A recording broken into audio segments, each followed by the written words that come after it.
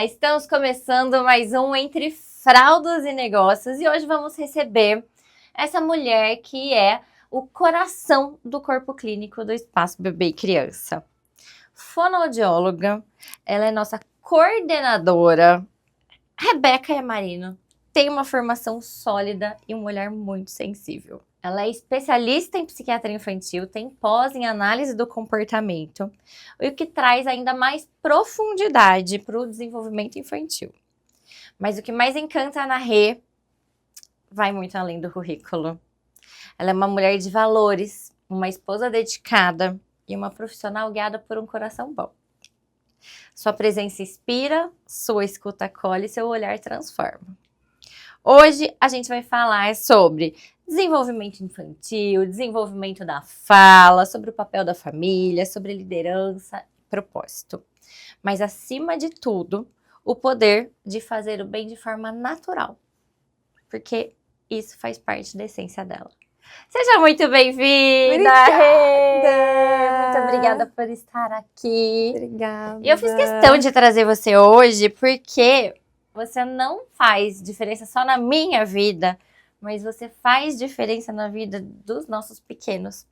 E a gente tem um cuidado tão especial aqui, tão especial, um olhar tão especial, e que eu tinha que trazer você para dividir com todas as mamães, com todas as nossas seguidoras, as famílias que estão aqui assistindo esse programa. Muito obrigada. Para começar emocionada já o programa. Muito obrigada, Flá. Eu falo que tudo que eu aprendi, tudo que eu conquistei até hoje, eu devo muita parte a você, ao espaço, a tudo que a gente já construiu aqui dentro. E é um prazer enorme estar aqui, poder compartilhar um pouquinho, né, das minhas experiências, de tudo que a gente já aprendeu até aqui. E poder ajudar aí mamães, papais que querem saber um pouquinho mais do desenvolvimento infantil. Obrigada. E, Rê, conta para todo mundo. Quem é a Rebeca? Bom, a Rebeca é uma pessoa que ama o desenvolvimento infantil. Eu amo criança. A minha família sempre fala que, desde que eu era pequenininha, eu atraía muito as crianças. E minha mãe falava, não sei por quê. As crianças olhavam para mim e já ia direto para mim. E eu sempre tive muito gosto pelo mundo infantil. E aí eu lembro que eu falava assim, eu não sei o que eu vou ser, mas eu vou trabalhar com criança. E quando eu comecei, né, naquela fase de o que eu vou fazer, qual que vai ser meu futuro, eu sempre tive o desejo de fazer a diferença na vida das pessoas. E aí eu tentei juntar os dois mundos, né, o mundo mundo infantil, e aí entrei na Fono. Então hoje eu sou fonoaudióloga, faço parte aqui da equipe do Espaço Bebê e Criança. Sou casada, meu marido André, mãe de pet por enquanto. Depois vem os babies, mas por enquanto só mãe de pet. E amo muito minha família, amo muito estar com pessoas que me fazem crescer. Por isso que eu amo estar aqui. E acho que é isso. Muito bem. E Rê, como que você tem um olhar assim muito especial, muito carinhoso? O que significa para você o desenvolvimento infantil? Ô Flá, eu acho que quando a gente tá falando do desenvolvimento, uma coisa que bate muito na minha cabeça é, eu não posso perder o tempo dessa criança, essa criança tá crescendo. Então, quando eu olho para o desenvolvimento infantil, eu penso muito assim, eu tô trabalhando, eu tô lidando com o maior presente da vida de alguém. A criança, né, o filho, você que é mãe agora, acho que você pode falar mais sobre isso. Mas o filho é a coisa mais preciosa que alguém tem. E quando essa pessoa entrega isso pra mim, confia o desenvolvimento dessa criança nas minhas mãos, o que eu mais posso fazer é dar com amor, com carinho, enfim. Então, acho que tem a técnica, né? Tem a parte que a gente pode conversar um pouco mais, mas que eu acho que vai além disso. Não adianta nada você ter toda a técnica, ter toda a teoria, e aí você chega com a criança, e aí você não tem esse olhar, né? Você não consegue interpretar a criança, Exato. né? Exato. E aí eu acho que a gente perde muito, tanto no desempenho, né, no desenvolvimento da criança, na nossa sessão, enfim. Então eu olho muito para o desenvolvimento infantil, olhando a criança, né? Ela fala muito pra gente, né? Não só com a fala verbal. A gente tem muito o que ouvir da criança, com seu comportamento, enfim. Então eu acho que quando eu olho para o comportamento, eu penso, né, olho para a criança, para o seu desenvolvimento, eu penso em tudo isso, muito além da fono. E a fono veio me ajudar a transformar ainda mais o desenvolvimento dela. E o Rê, o que você acha que os pais, que todo pai, assim, tinha que saber antes de ter filho? Uau! Muita coisa. Não, brincadeira. Eu acho que assim, é uma coisa que talvez cada criança é uma criança, né? Então, eu acho que esse é o primeiro ponto.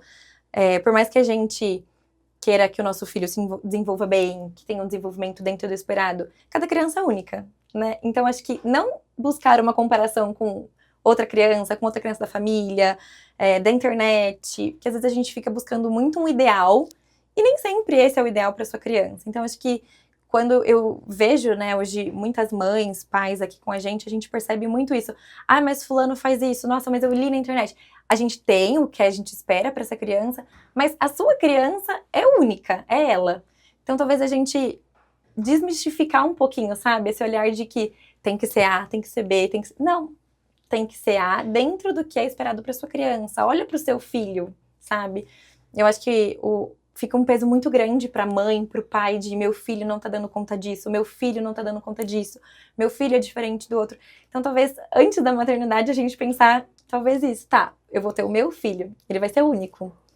E aí, a partir desse desenvolvimento, lógico, eu vou precisar ter parâmetros e tudo mais, mas ele é único. Então, não adianta eu, né, tentar comparar ele com qualquer outra criança que não vai funcionar. Tá, e daí, mas assim, os pais, eles têm os marcos do desenvolvimento. Você acredita nos marcos do desenvolvimento? Muito. Eu acho que os marcos do desenvolvimento tem pesquisas, né? Quantas pesquisas existem aí para trazer pra gente muita informação sobre, tá, quando que eu preciso alcançar a fala, ou o andar, o engatinhar. Então a gente tem sim esses marcos e eles têm que ser valorizados. Eu sou super a favor da gente ter eles como, né, nosso guia, mas a gente também não pode ser rígido, né? Então, é aquela criança que tá quase lá, a gente fala, não, tá super atrasado. Ou o contrário também, né? Às vezes a criança não tá fazendo nada e a gente fala, não, cada criança tem seu tempo. Então, a gente tem que encontrar muito equilíbrio. Por isso que a gente vai muito por uma linha de a intervenção precoce, quanto antes a gente intervir nessa criança, melhor. Mas olhando para ela, quem é essa criança, né? E não só olhando para o foco de toda criança precisa falar com 1 ano. Às vezes vai ser 1 ano e 2, às vezes vai ser 1 ano e 3. Não, tá com 1 ano e 5, tá muito atrasado? Aí sim, mas sempre olhando para ela de forma única, mas sempre com um olhar nos parâmetros esperados. E o que significa não atingir os marcos? Quando a gente, né, tem muitas pesquisas já desenvolvidas que colocam lá, né, pra gente qual idade a criança deve falar, então tem nossos marcos de idade. Quando a criança tá próximo desse marco e não tá atingindo nem perto disso, a gente já é um sinal de alerta. Ou passa dessa idade e mesmo assim não atingiu. Então, vamos pegar um exemplo, né? Uma criança com 12 meses, 1 ano. A gente espera que ela esteja falando pelo menos algumas palavrinhas. Pode ser que com 10 meses ela esteja falando algumas? Pode. Ela tá dentro dos marcos. Ah, tá com 18 meses, não tá falando nada? A gente já tem um gap muito grande. Então, ela já não tá dentro dos marcos. Então, é a gente conseguir ter ali uma média 12 meses, mas não pode passar muito disso, né? Então, é uma média que a gente tem de idade. Tá, e se a criança não fala? Tem alguma coisa que os pais têm que se preocupar? Que é a primeira coisa que eles têm que fazer? A gente fala que, né, pensando no desenvolvimento, principalmente de desenvolvimento de fala, alguns sinais de alerta, né? Então, a gente fica sempre atento. Uma criança muito silenciosa, então uma criança que não balbucia, por exemplo, uma criança que não troca muito olhar, né? Às vezes a mãe tá amamentando, não troca muito olhar. Até ali a gente já consegue pegar alguns sinais. Uma criança que não busca interagir com a mãe, com o pai, com conhecidos, são sinais de alerta. É importante já procurar uma avaliação. Então, a avaliação... Não precisa esperar 1 ano. Não, pelo amor de Deus. Não, não, não. Então, quanto antes, porque quanto antes a gente avaliar, mais rápido a gente vai identificar se tem algum déficit e se tiver, a gente já consegue intervir. Então, você imagina uma criança que espera anos para ter uma intervenção, olha o tempo que a gente perdeu. E a gente sabe que na primeira infância é o melhor momento da gente intervir. Então, se a gente espera um tempão, olha o tempo que a gente perdeu, que essa criança ficou privada de um estímulo. Então, às vezes, a criança só precisava de um estímulo específico, uma coisa super simples, e aí que vai virando uma bola de neve, vai juntando um monte de coisa com os anos, aí chega no final, fica um tratamento até mais complexo, né? Então, eu sempre falo, quanto antes, melhor. Ah, tô na dúvida, faz a avaliação. O máximo que vai acontecer é falar, tá tudo bem, tá dentro do desenvolvimento, não precisa de intervenção. Mas se precisar, a gente já consegue intervir mais rápido. E o que a gente tem de marcos, assim? Então, a gente espera que essa criança ela seja uma criança barulhenta, que ela tenha troca de olhares com um aninho. Até antes, né? Então, quando a gente pensa em meses, a gente já consegue olhar pro bebê, né? Então, um bebê que, por exemplo, a mãe começou a amamentar. O que a gente espera? Não um bebezinho, né? Pensando lá pros 3 meses já. Que esse bebê comece a olhar pra mãe, sabe aquela busca de colocar a mão no rosto da mãe, dar um sorriso. A gente fala muito do sorriso social. Então, a gente ri, a criança ri de volta. Então, com meses, a criança já tem respostas, mesmo que não sejam verbais. Depois, começam os balbucios. Então, primeiro a gente vai ter balbucios aleatórios. Então, aqueles sonzinhos que a criança tá mais procurando ver o que a boquinha dela sabe fazer. Que a gente fala, né? Todo mundo fala, o gugu dadá. É isso. Então, quando a criança começa a fazer esse sonzinho, significa que ela tá começando a explorar. Não tem função, não é uma fala funcional, mas já é uma exploração. Então, esse é um dos marcos, a criança fazer um balbucio, mesmo que ela não esteja comunicando algo. E ela começa a perceber, nossa, ó, eu que fiz esse som. Nossa, eu fiz papapá, o papai apareceu. Eu fiz mamamã, mamãe apareceu. Aí a gente começa a transformar essa fala, né, esse balbucio sem função, num balbucio com função. Então agora eu entendo que quando eu faço mamamã, minha mãe aparece. A gente às vezes fala assim, nossa, o primeiro mamamã não é fala. Eu acho super que é. Porque às vezes é isso, esse primeiro que trouxe a nossa percepção de falar, nossa, minha mãe apareceu. A minha mãe é meu mundo nesse momento. Eu consegui trazer ela.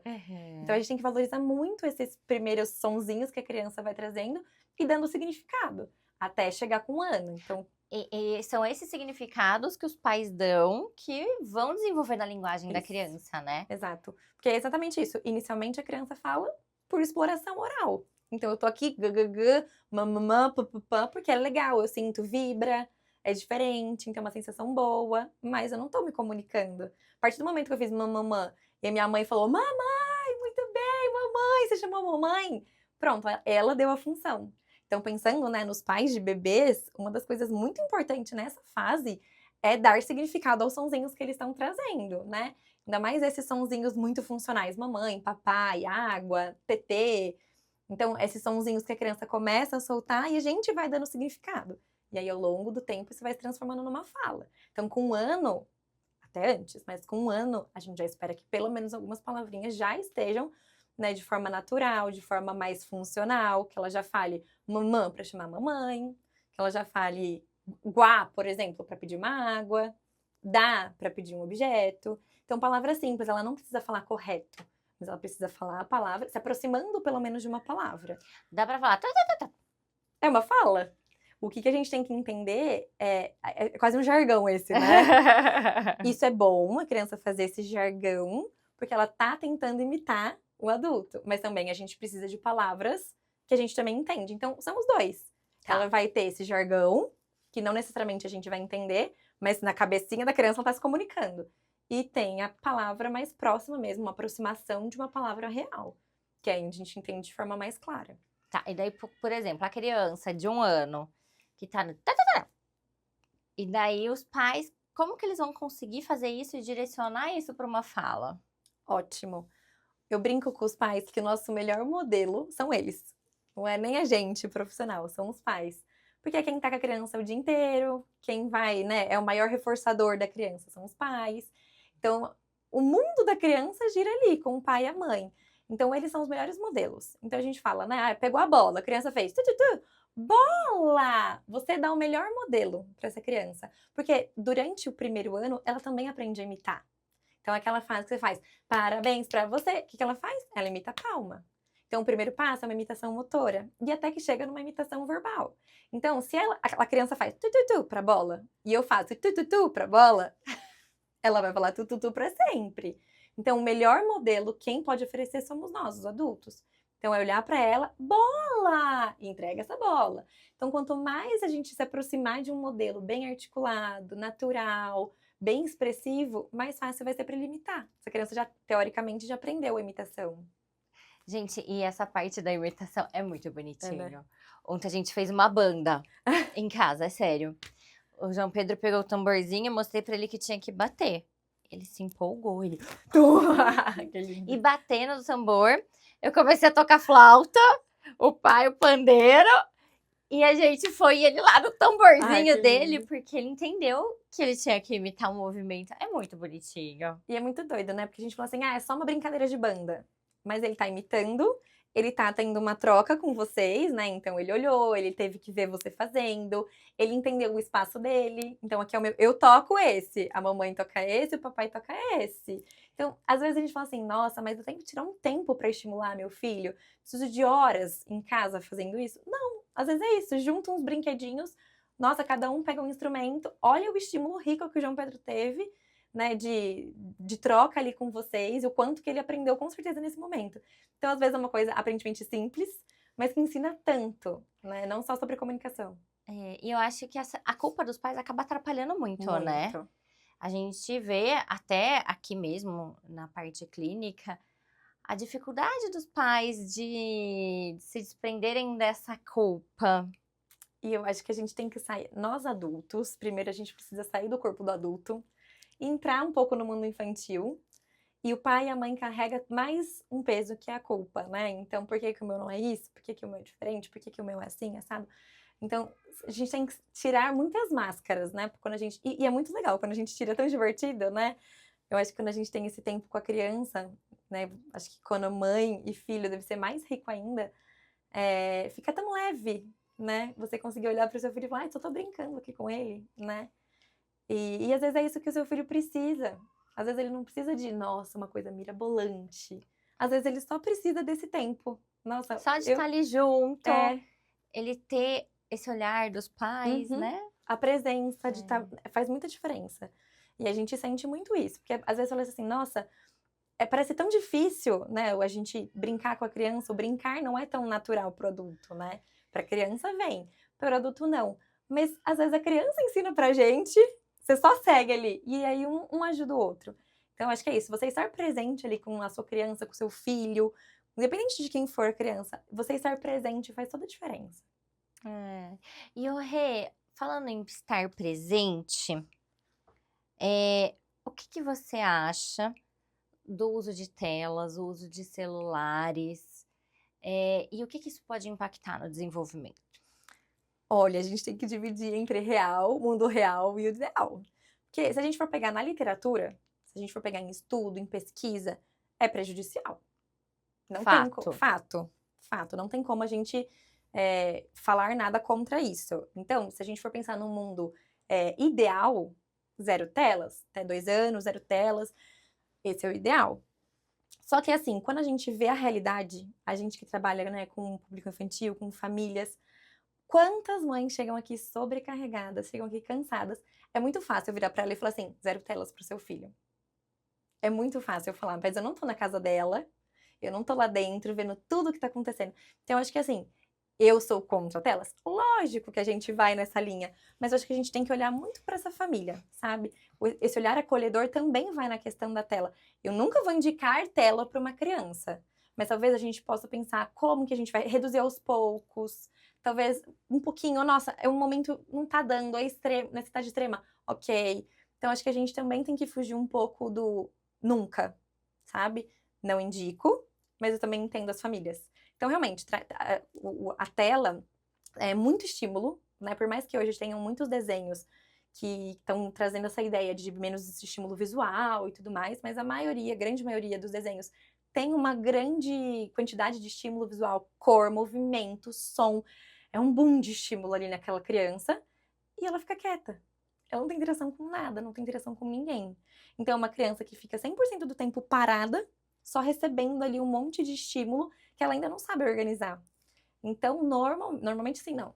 É muito ligado ao atraso de fala. Tem estudo que mostra isso. Então, se a gente for pensar no ideal, realmente, pelo menos até os 2 anos, 0 telas. Mas eu sempre tenho que ter esse olhar aí de olhar para essa família. Ótimo. E voltando ao desenvolvimento. Então, daí, 2 anos, a gente espera o quê dessa criança? Ó, entre 1 ano e 2 anos, a criança passa por que a gente chama de um boom lexical. O que é isso? Ela tem aquele que você fala assim, da onde que essa criança tirou essa palavra? Ela começa a falar de tudo, vem um boom de palavras. Então, ela passa por esse processo porque quando ela tá chegando nos 2 anos, a gente quer que essa criança comece a montar frases. Então, 1 ano e meio é esse primeiro marco de boom lexical. para, com 2 anos, começar a fazer frases. Frases simples, pequenas. Então, dá água, cadê mamãe, joga bola, 2 palavrinhas. Tem criança que já vai mais para frente, que já consegue formar mais, né? A gente vê, mas pelo menos aos 2 anos a gente já começa essas justaposições que a gente fala, né? Juntar 2 palavrinhas para conseguir se expressar, mesmo com trocas na fala. Não é uma criança que ainda fala tudo perfeito, que não tem troquinha. Pode falar, tem os errinhos, não tem problema. Até 2 anos e 6 meses tem um monte de troca ali que pode acontecer. Mas ela tem que começar a juntar. Senão a gente tá com atraso. Tá. E o que você acha da escola? Porque, assim, muitos pediatras acabam falando, não, essa criança não tá falando, põe na escola que fala. A escola, do seu ponto de vista, ela é boa, ela é ruim? Quando que ela é boa, quando que ela é ruim? Quando que ela resolve, quando ela não resolve? Polêmica. A escola é boa, a escola ajuda, sim. Só que não adianta, tem criança que quando tá com um atraso do desenvolvimento, ela precisa de um estímulo específico para ela. E é até injusto você colocar esse papel na escola. Porque a escola tem que pensar num desenvolvimento de um grupo de crianças. A escola, por mais que ela tenha, né, avaliações específicas de cada criança, o ensino acontece de forma conjunta. Então, como você vai exigir que uma escola, ou que uma professora que tem lá 20, 25 alunos, dê conta de uma criança específica que não alcançou o marco das outras crianças? Então, se a gente vê, né, tem atraso de fala, é importante na escola? Sim, mas muitas vezes isso pode até prejudicar. Então, você imagina, uma criança que não fala, uma criança que não sabe se comunicar, joga ela lá na escola. Aí eu quero pegar um brinquedo, eu não consigo. Aí eu bato, porque eu não sei falar, vou bater. Aí fiquei frustrado, mas eu não sei falar que eu tô frustrado, vou morder meu amiguinho. Olha o quão frustrante vai ser a ida à escola para essa criança. Então, resolve? Difícil. Ajuda? Ajuda. Mas às vezes ela precisa de uma base primeiro de estímulo. Organiza essa criança primeiro para depois você jogar ela num contexto cheio de criança. Então, eu acho que a escola tem que ser bem pensada. Que fase que essa criança tá, qual que é o nível de comunicação dela e até de compreensão, né? Você precisa compreender o que tá acontecendo ali, para depois a gente falar, não, tá, ela tá preparada para ir pra escola. Aí eu vejo a escola como um benefício. Uma criança que pode até ter um atraso ainda, mas já tá preparada, sabe? Então ela já consegue ter troca com os amiguinhos, mesmo que não fale bem, né? Não tem uma fala 100%. Mas eu já consigo ter troca com as crianças, participa já das rodinhas, roda de música. Sabe lidar com a comunicação, né? Exato. Com os outros. Porque você imagina, é muito frustrante. É igual a gente, sei lá, se joga você no Japão. Você sabe. Literalmente.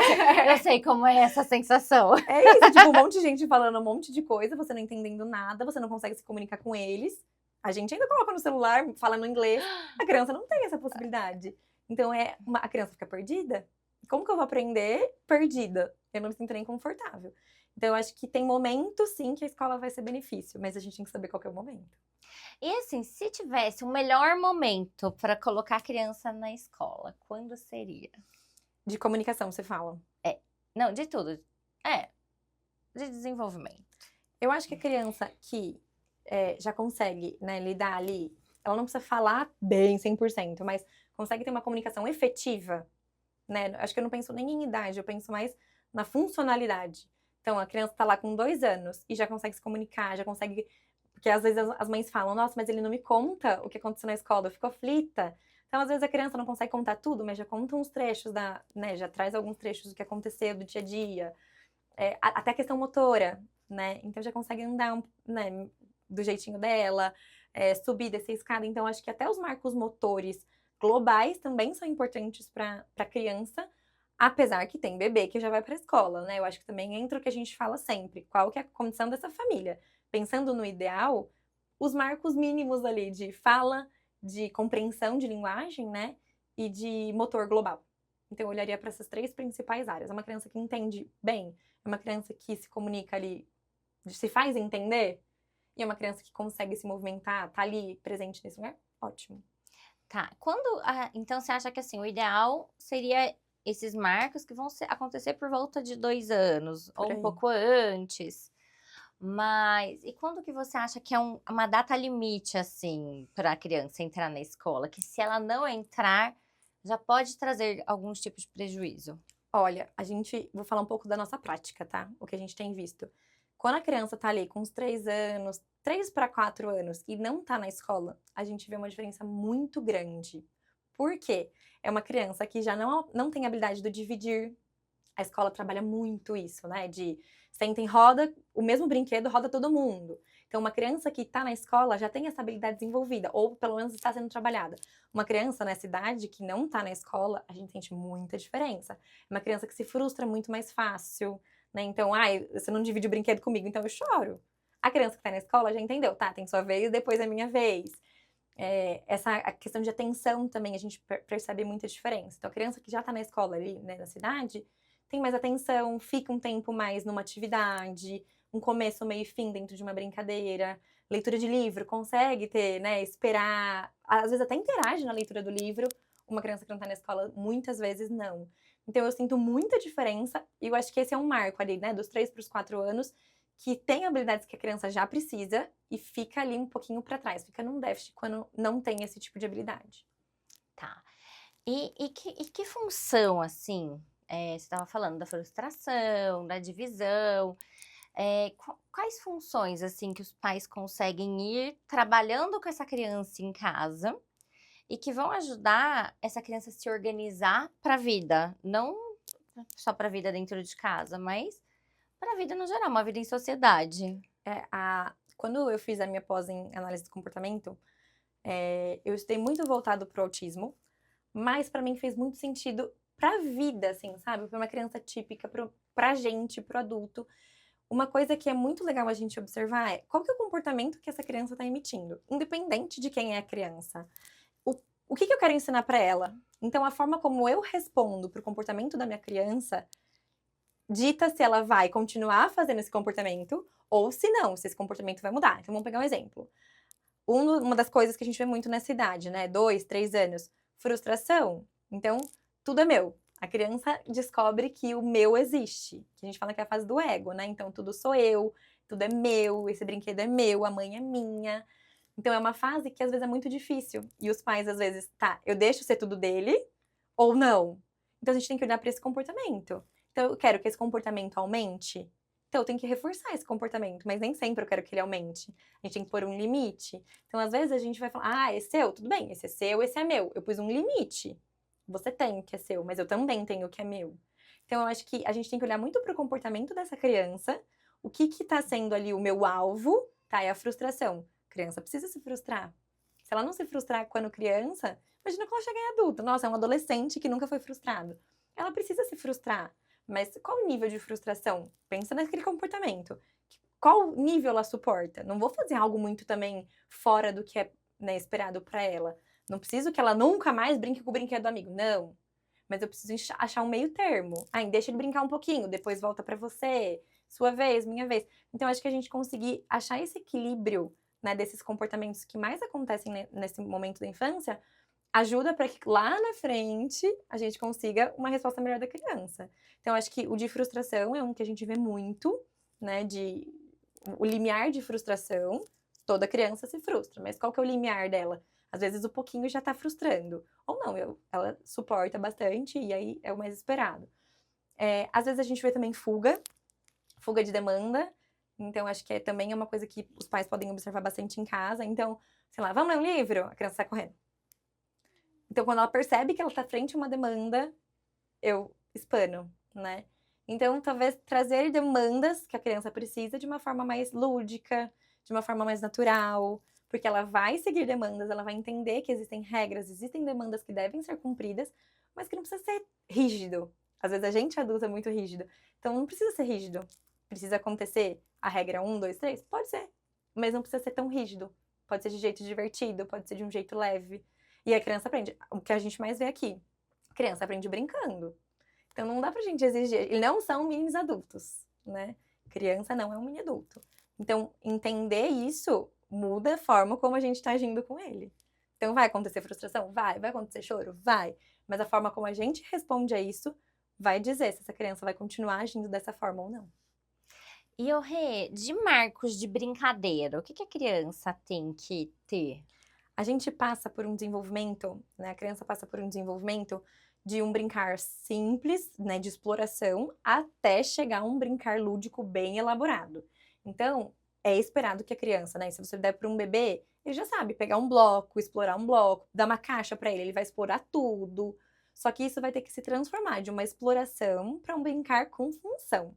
Então, o que a gente espera? Quando a gente vai falar, né, de um bebê, tudo bem ele ficar só na exploração. Então, se você der uma bola e ele ficar olhando, girando, não tem problema nenhum. Ele tá aprendendo, ele tá explorando. A partir ali de 1 ano, a gente precisa de função, até antes, já precisa de função. Inicialmente, são funções simples. Bola é de jogar.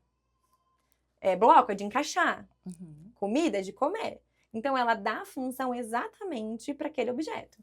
Depois, isso começa a variar. Então, eu saio de uma coisa mais concreta, comida de comer, tá, mas a comida pode ser outra coisa. Eu pego um bloco e finjo que é comida. Começa a parte de imaginação. Então, isso também tem uma transformação. Ela começa a substituir objetos. Eu pego a caneta, mexo, fingindo que é uma colher e nham. A caneta, a gente sabe que a função não é essa. Mas ele consegue imaginar que a função pode ser essa. E isso é esperado com quantos aninhos? Olha, ali entre 1 ano e meio, 2 anos, a gente já tá acontecendo isso, tá? E isso também continua se desenvolvendo. Então, isso entra numa brincadeira, né? As meninas na casinha. Primeiro eu só faço a comidinha. Depois ela entende que faz comidinha e dá pro neném. Depois eu dou pro neném e põe pra dormir. Olha o tanto de coisa que ela vai fazendo nessa brincadeira. Então, essa criança precisa ir passando etapas. Mas não adianta a gente estar com uma criança que não faz nada e exigir essa última etapa. Então, todos os passos da brincar é importante. É importante a criança brincar de bola só de jogar. É importante ela brincar de Lego só de montar. E depois chegar lá e fingir que o Lego é uma comidinha. Então, todos os passos desse brincar ajudam no desenvolvimento desse brincar lúdico mais complexo, né? Um jogo mais elaborado. E o que você acha, assim, que é o mais importante que os pais deveriam saber sobre o brincar? O brincar, ele é base da linguagem. Então, quando a gente fala, quantas e quantas vezes nós fonos já ouvimos, mas fono só brinca. Por que a gente brinca? Porque o brincar, né, a gente chama de maturidade simbólica. É base de linguagem, de cognição, desenvolvimento. Então, quando a gente está trabalhando o brincar, a gente está trabalhando todas essas outras habilidades. Então, a criança, ela precisa saber brincar. Ela não precisa ter muitos brinquedos, é diferente. Ela pode ter um brinquedo e saber brincar de várias formas. É muito mais rico do que ela ter um monte de brinquedo e não saber brincar com nenhum. Então, quando a gente pensa, né, no desenvolvimento do brincar, a gente está pensando nesse desenvolvimento de linguagem, de compreensão, cognição, motor, porque enquanto está brincando, você está tendo um trabalho de motor. Então, todo o desenvolvimento de brincar traz essa questão cognitiva e desenvolve essas habilidades da criança. Então, é imprescindível saber brincar com a sua criança. Tem que ter essa troca, uns minutinhos, brincar, sabe? Ensinar a criança, mesmo que seja básico. Mas é muito importante. Certo. E daí, depois, voltando, continuando no desenvolvimento, quando que a fala da criança tem que estar pronta? Olha, a fala da criança próxima de um adulto, 5 anos, mais ou menos, tá? Lembrando os parâmetros, né? Então, com 5 anos, a gente já espera que a criança não tenha 5 anos completos. Que a criança já não tenha mais trocas na fala. Que ela consiga fazer uma narrativa, que ela conte o que aconteceu. Fui na escola, aconteceu isso, fui no aniversário. Já tem uma fala, uma narrativa completa, pronta. E aí o adulto, quem for, consegue entender o que ela tá falando. Então esse é o mais importante. Cheguei com 5 anos e não fala o R, já não é esperado. Cheguei com 5 anos e meu filho não consegue contar o que aconteceu na escola. Alguma coisa tá faltando. Então, em média, 5 anos é um marco importante pra gente. E o que você... Quando você tem uma criança que ela não fala, e essa criança começa a falar e se comunica com os pais pela primeira vez, como que é esse sentimento? O que passa? É uma loucura. É um mix, assim, de sentimentos. Porque quando a gente fala de comunicação, a gente dá a possibilidade para uma criança de se abrir para o mundo, né? E você vê, assim, no olho da mãe, meu Deus, eu vi minha filha falando, mamãe, eu ouvi meu filho falando. É muito gratificante. Eu acho que o primeiro sentimento é de gratidão, assim, num nível muito alto. Porque é uma missão que está sendo cumprida ali naquela vida, naquela família. Eu acho que isso impacta não só na criança, mas no ambiente em que ela vive. Então, assim, é um mix de sentimentos, mas a gratidão, assim, é muito grande. Porque saber que isso é para a vida dela, não é agora só na infância, é todo o desenvolvimento dela, né? Então, acho que várias vezes a gente pega um pequenininho que sai falando, aí ele volta depois de um ano aqui pra ver a gente, e ele começa a se comunicar, falou, meu Deus do céu, que presente, sabe? Você poder ver, fala assim, olha isso, ele tá contando que ele caiu, que ele brincou comigo, que ele, sabe, que foi na casa da avó, e você fala, nunca imaginei. As mães até brincam, ai, como que eu faço pra desligar agora, né? Eu falo que minha meta é essa. Daí esse é o problema. Desligar cada não um é com o seu comigo. problema. Exatamente. Então, eu acho que é uma gratidão muito grande, sabe? A gente poder proporcionar uma virada de chave nas famílias. Então, a gente conseguir participar um pouquinho, né? Todo mundo tem seu mérito, as famílias têm seu mérito, mas é muito bom a gente fazer parte disso também. E, Rê, o que você acha dos pais?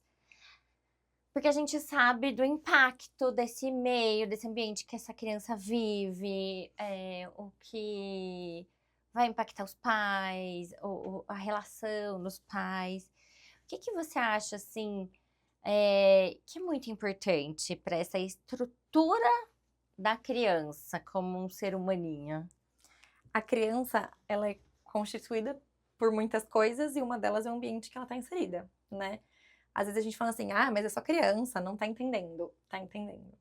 Ela tá absorvendo. A criança é uma esponjinha. Então, coisas boas ela absorve, coisas não tão boas ela também absorve. Então, quando a gente olha para esse ambiente em que ela tá inserida, ter ali pessoas de referência, né? Pessoas de confiança dessa criança. Porque, sabe assim, ó, eu olho ali, é meu norte, minha mãe, é meu pai. A criança precisa disso. Isso faz toda a diferença no desenvolvimento. Não só de fala, eu acho que aí a gente tá falando já num aspecto global, assim, sabe? Desenvolvimento global da criança. Porque quando ela tem uma estrutura, ela tem os modelos, ela tem os exemplos, ela vive tranquila. É aquela criança que brinca, aquela criança que sabe ser criança, aquela criança. Então, ela tá sugando tudo que tá ao redor. Se ela tá tendo coisas boas, coisas positivas, coisas leves, ela tá pegando tudo isso pra ela. E vai ser um desenvolvimento mais leve. Então, eu acho que quanto mais... E não só em casa. É na escola. Como que é o ambiente dessa escola? Né? Eu vou no parquinho. Então, todo o ambiente que essa criança está inserida, nós também, onde a gente está inserida, a gente está absorvendo coisas, né, do ambiente. Por isso que a gente sempre olha a criança como um todo. Às vezes a gente fala assim, né? Não, só não fala. Calma lá. Só não fala, não. Às vezes tem tanta coisa acontecendo na vida dessa criança que o não falar é a ponta. Né? Tem um monte de coisa lá embaixo acontecendo. Então, olhar para esse ambiente, olhar para essa estrutura familiar faz muita diferença. E a gente sabe, a relação direta, né? Pai, mãe, é essencial. Então, mesma coisa, tem pesquisas, tem estudos que mostram essa relação, né? Dessas referências. E aí, tem gente que fala assim, mas, por exemplo, perdeu a mãe, perdeu o pai. Tem outras referências, seja avó, né? Seja uma família adotiva, quem seja, mas é uma referência. Então, a gente pensa nas referências. Então, a criança precisa de alguém. A criança precisa de limite, mas quem vai dar esse limite? É o adulto. Então, esse adulto de referência é essencial. Certo. Ai, Rê, tá muito bom conversar com você. Sorte que eu posso conversar sempre. Todo dia. Mas, nossa, eu acho que, apesar do nosso tempo já tá acabando, eu acho que tudo isso que você trouxe vai ajudar muitos pais, assim, muitas famílias a terem um norte muito grande. Porque a maternidade é assim, né? Então, por mais que muitas vezes os pais querem dar o melhor, eles não sabem como fazer, por onde fazer, como estimular, o que é importante, o que não é. E eu acho que a gente trazer esses valores, a importância dessas coisas vai fazer muita diferença. Que bom. E agora, antes da gente acabar, manda uma mensagem para as mães que fala alguma coisa para elas sobre a criação dos filhos, sobre desenvolvimento, sobre o que você quiser. Eu acho que se eu puder dar um recado para as mães, seria: olhe para o seu filho. Você é tudo o que ele mais precisa e você é maravilhosa. É isso que ele quer. Tudo que você oferece para ele vai ser bom, vai ser o suficiente e o seu olhar é único. Então olha para ele do seu jeito, como mãe. Isso faz total diferença. E a partir desse olhar único, né, que o seu coração tá lá olhando para ele, você vai saber se precisa de uma ajuda, se não precisa, que caminho tomar. Então confia aí no seu coração de mãe. Tenho certeza que o seu filho tem muito, muito orgulho de você. E é um prazer poder estar aqui falando com tantas pessoas, tantas famílias. E espero que a gente possa ajudar aí muitas e muitas outras famílias com o desenvolvimento infantil. Rê, muito obrigada Obrigada a por você. estar aqui, por fazer parte da minha vida. É uma honra ter você na minha vida, de verdade. E é uma honra eu poder trazer você para tocar tantas vidas. Eu que agradeço. Obrigada. Flá. Um prazer. E esse foi mais um Entre Fraldas e Negócios. Eu sou Flávia Pucini. Até a próxima.